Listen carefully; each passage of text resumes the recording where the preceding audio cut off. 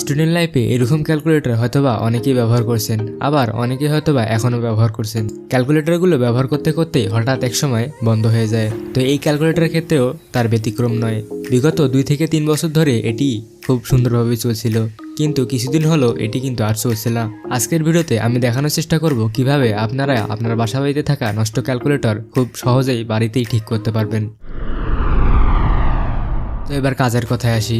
এইসব ক্যালকুলেটর নষ্ট হয়ে গেলে মূলত এর ব্যাটারিগুলো ডাউন হয়ে যায়। তো সেই ক্ষেত্রে এই ব্যাটারিগুলো চেঞ্জ করে দেখা উচিত। তো এই ক্যালকুলেটরের ক্ষেত্রে আমি সেটিই করব।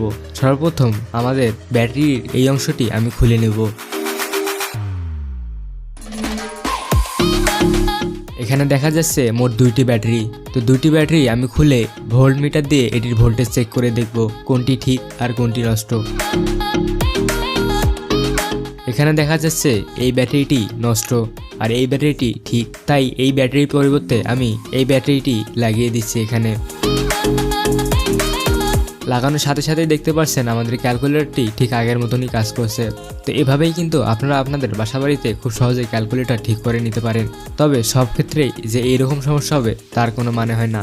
অর্থাৎ আপনার ক্যালকুলেটরে ব্যাটারি ঠিকঠাকই থাকতে পারে, মাদারবোর্ড বা সার্কিট বোর্ডে সমস্যা হতে পারে। সেক্ষেত্রে আপনি যদি ইলেকট্রনিক্স জগতে এক্সপার্ট না হন তাহলে অবশ্যই সার্ভিস সেন্টারে গিয়ে সেটি ঠিক করিয়ে আনতে পারেন। তো আশা করি আজকের এই ভিডিওটি আপনাদের ভালো লেগেছে। যদি ভিডিওটি ভালো লেগে থাকে তাহলে লাইক দিতে ভুলবেন না।